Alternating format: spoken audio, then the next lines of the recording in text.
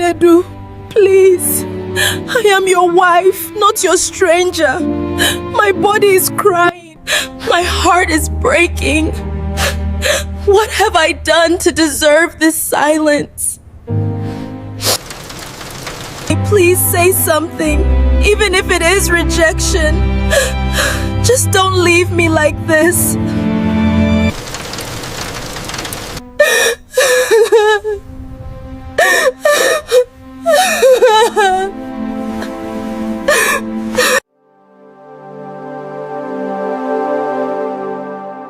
In the heart of Lagos, where the nights never truly slept, and the air carried the distant hum of downfall buses and restless dreams, Chioma lived in a house that looked full but felt empty. From the outside, their home was the kind people pointed at with quiet admiration. A well-painted duplex, tall gate, steady electricity, and a husband who never failed to provide. To the world, Chioma was a lucky woman. But inside those walls, there was a silence that money could not fill. After that night of rain, after her trembling voice dissolved into unanswered pleas, Chioma stopped crying out loud. Instead, her sorrow settled deep within her bones, like harmattan dust that refused to leave, no matter how many times you cleaned. Morning came as it always did. The sun rose over Lagos with no concern for broken hearts. Chinedu was already dressed for work, adjusting his wristwatch as though the night before had never happened. His face was calm, composed, too composed. Chioma stood by the doorway, her eyes swollen from tears she had tried to hide. "Will you be back early today?" she asked softly, holding onto a thin thread of hope she no longer trusted. Chinedu didn't look at her. He replied flatly, "Meetings." Meetings. That word had become a wall between them. Every day, meetings. Every night, silence. He picked up his car keys and walked past her. Not even a pause, not even a glance. The door shut behind him with a quiet finality that echoed louder than any shout. Chioma stood there for a long time after he left, staring at the door, as if it might open again. But it never did. The first year of their marriage had not been like this. Chioma remembered it clearly. The laughter, the shy smiles, the dreams whispered under soft lantern light. She had entered the marriage with the innocent joy of a woman ready to build a home, to love, to be loved. But even then, something was missing. At first, she told herself it was patience, that good things take time, that perhaps Chinedu was just a quiet man, not quick to express himself. She waited. The second year came, and with it, questions. Friends began to ask, their voices coated with curiosity disguised as concern. "Any good news? Is there something we should celebrate soon?" Chioma would smile, always smile. "God's time is the best," she would reply. But inside, she was counting days, counting nights, counting the growing distance between her and her husband. By the third year, the whispers grew louder. This time, they did not come from friends. They came from family. Chinedu's mother was the first to speak it openly. One afternoon, she arrived unannounced, her presence filling the living room with tension before she even sat down. Chioma greeted her respectfully, kneeling as tradition demanded. "Good afternoon, Mama." Mama did not smile. She looked around the house, her eyes sharp, searching, judging. "Chioma," she began, her voice carrying the weight of accusation. "What exactly is the problem?" Chioma's heart skipped. "Problem, Mama?" "Don't pretend," Mama snapped. 3 years in this house and there is no child, not even a sign. Are you barren? The word hit Chioma like a slap. Barren. She opened her mouth, but no words came out. How could she explain something she herself did not understand? Mama leaned forward. "In our family, we do not keep what does not bear fruit." Chioma's throat tightened. I am trying, Mama," she said, her voice barely audible. "Trying?" Mama scoffed. "Is it by mouth you try or by action?" The room fell silent. Chioma lowered her head, her hands trembling in her lap. If only Mama knew. If only anyone knew. As the years passed, the visits became more frequent and the words became sharper. 2nd year turned to 4th, 4th to 6th. Each visit parried the same question, the same accusation, the same unspoken threat. And through it all, Chinedu remained silent. He never defended her, never explained, never even acknowledged the tension that filled their home like unseen smoke. Instead, he provided. Money came easily. New furniture, expensive clothes, transfers into her account that came with no message, no warmth. It was as if he believed money could replace everything else. But Chioma did not want money. She wanted her husband. By the 7th year, something inside her began to change. The quiet patience she once carried started to crack. She began to watch him more closely. The way he avoided her touch, the way he changed the subject whenever she tried to talk about their marriage, the way he always found a reason to leave the room, the house, her. At first, she thought the answer was simple. Another woman. It was the only explanation that made sense.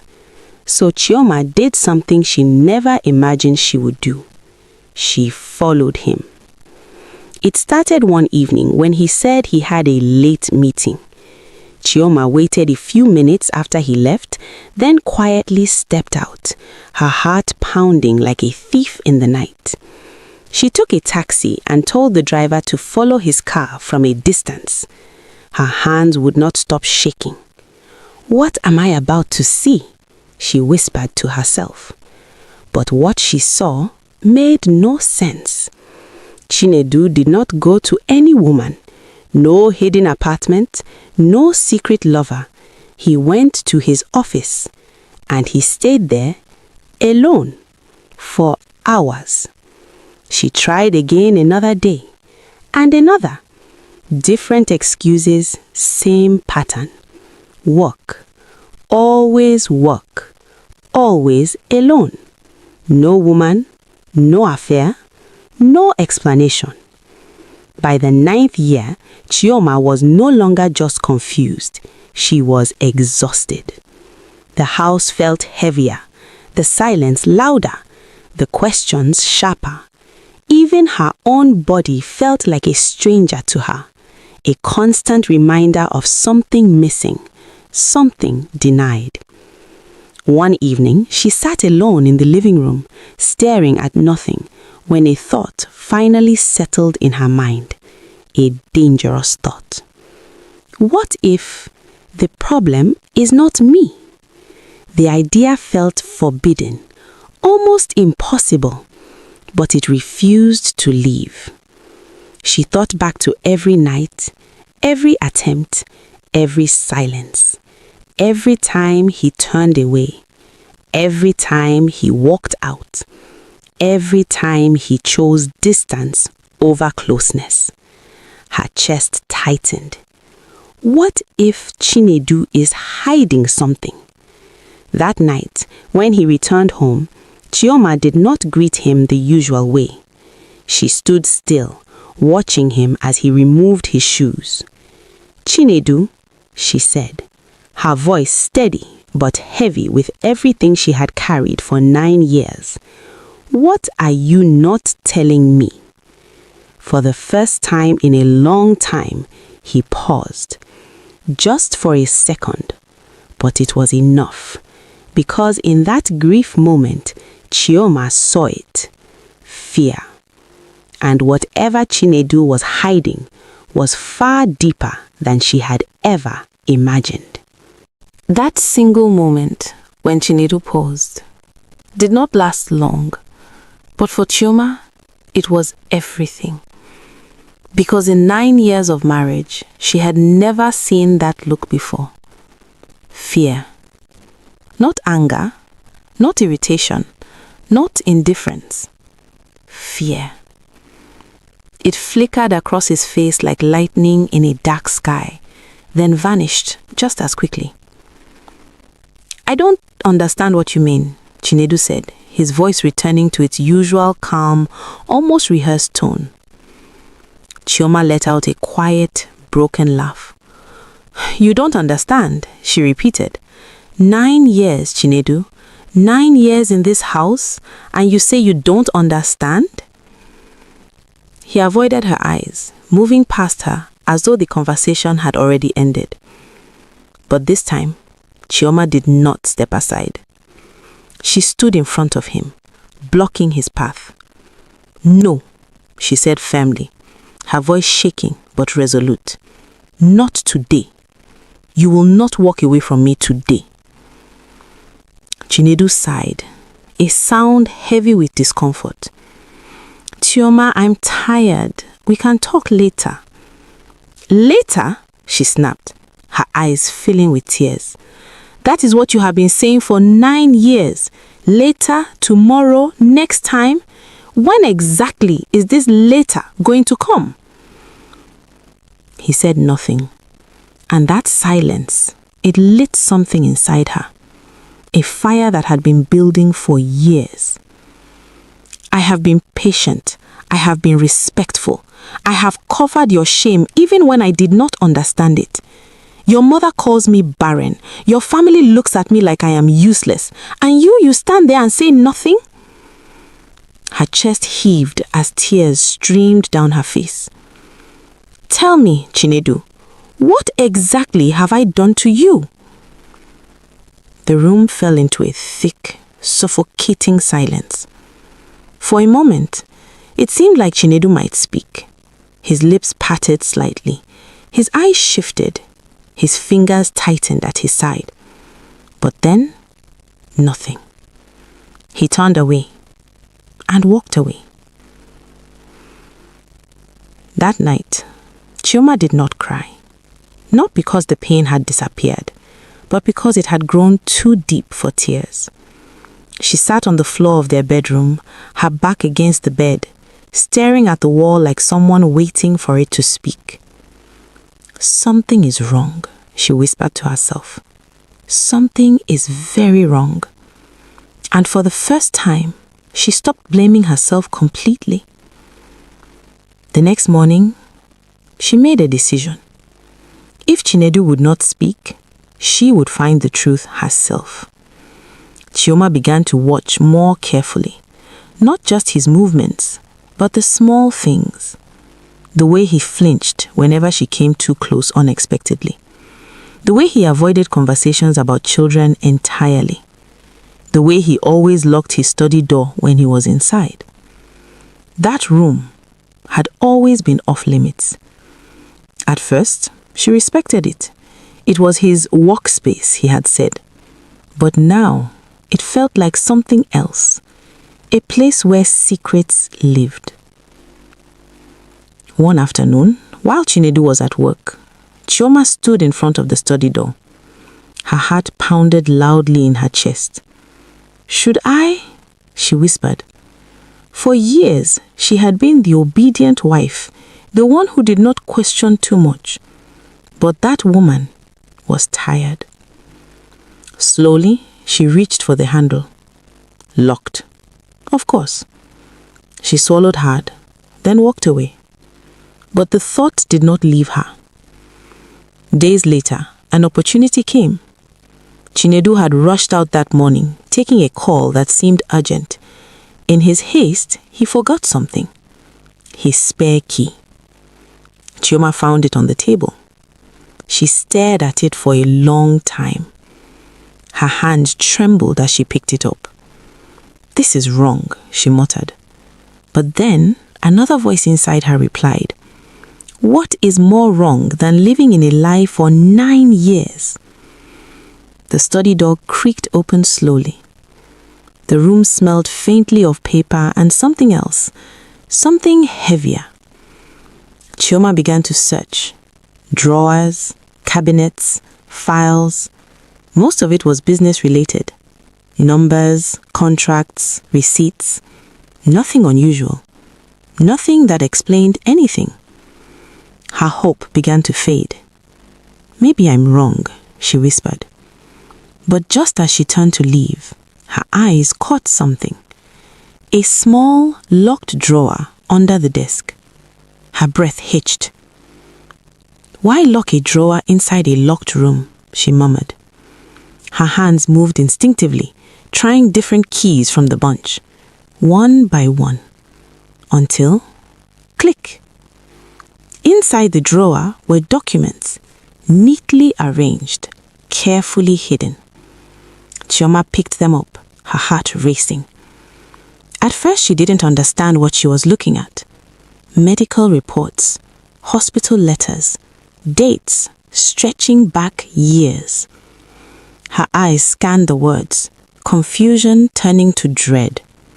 Then she saw it. A diagnosis. Her hands froze. Her breath caught in her throat. "No," she whispered. She read it again and again, as if the words might change. But they didn't. They remained there, cold and unfeeling. A truth that explained everything. A truth that shattered everything. Chioma staggered back, the papers slipping from her hands. "So it's true," she whispered into the empty room. All the nights, all the silence, all the avoidance, it wasn't another woman. It wasn't rejection. It was something else. Something Chinedu had been hiding from the very beginning. Tears filled her eyes again, but this time they were different. Not just pain, but betrayal. "You knew," she whispered into the empty room.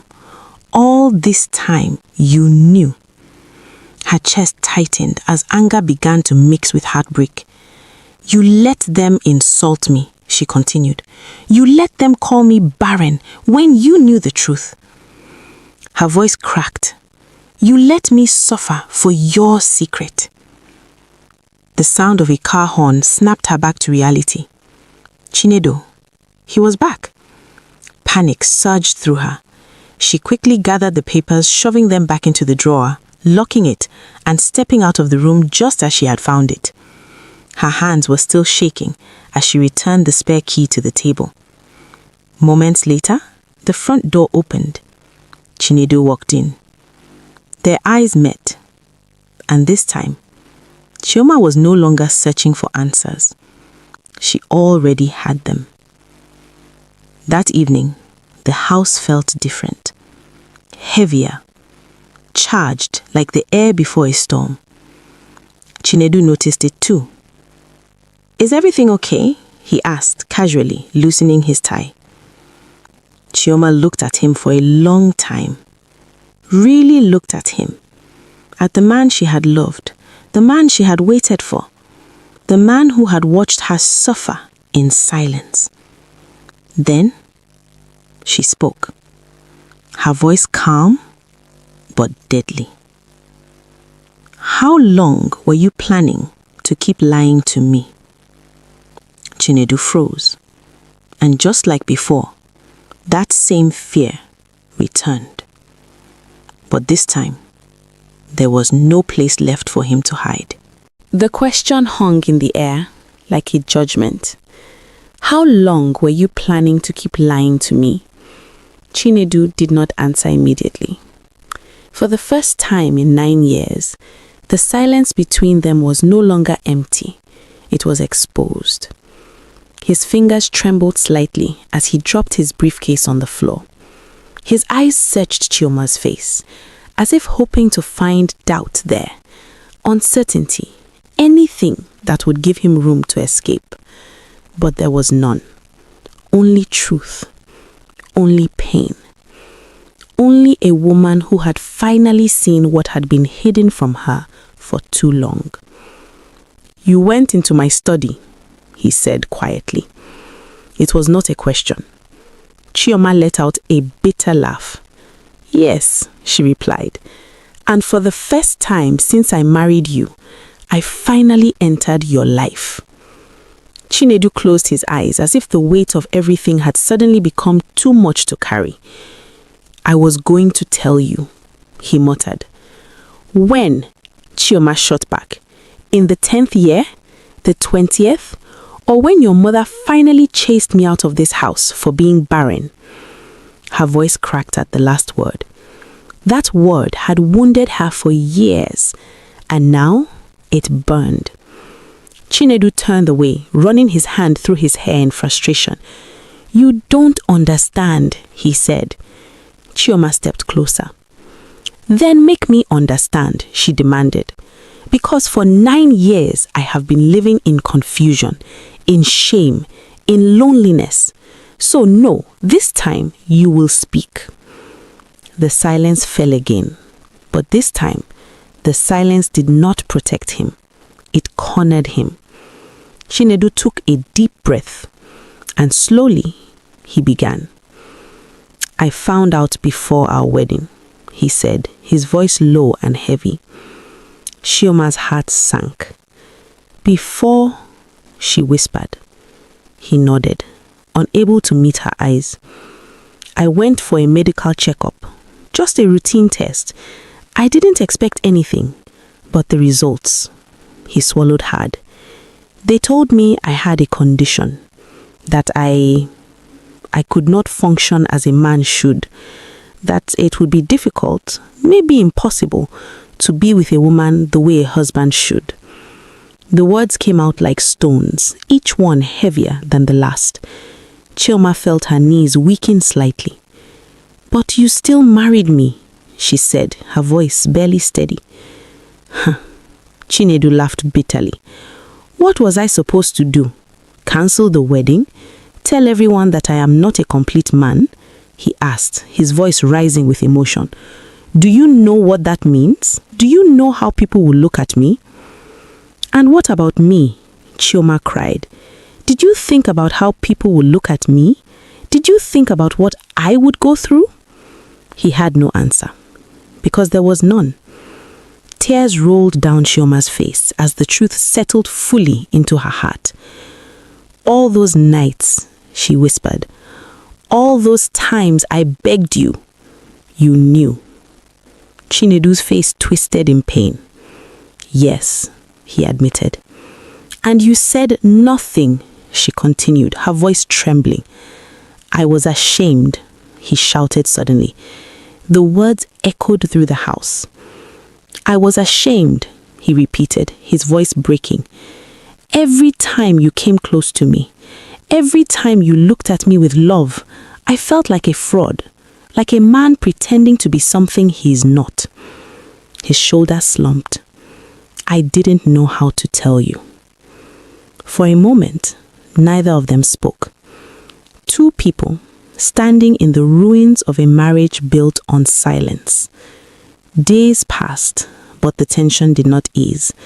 The truth had come out, but it did not bring peace. It brought questions. It brought anger. It brought choices. Chioma could not keep it to herself anymore. 9 years of silence had already done enough damage. She went to her parents. Her mother listened quietly as Chioma spoke, her face growing more serious with each word. Her father, on the other hand, could not stay calm. "What nonsense is this?" he thundered, pacing the room. "A man marries my daughter knowing fully well he cannot be a husband to her, and he keeps quiet for 9 years?" Chioma wiped her tears. "I didn't know, Papa. I swear I didn't know." Her mother placed a hand on her shoulder. "This matter is too big to hide," she said softly. "It must be addressed properly." And so the families gathered, both sides, in the same house that had witnessed years of silence. Now it would witness truth. Chinedu sat quietly as his father spoke first. "Chioma's family is making serious accusations," he said. "They claim you have been deceiving your wife." Chinedu said nothing. His mother scoffed. "This is what barren women do. When they cannot give birth, they start looking for excuses." Chioma felt her chest tighten, but this time she did not stay silent. "It is not an excuse," she said firmly. The room stilled all. All eyes turned to her. Chioma took a deep breath.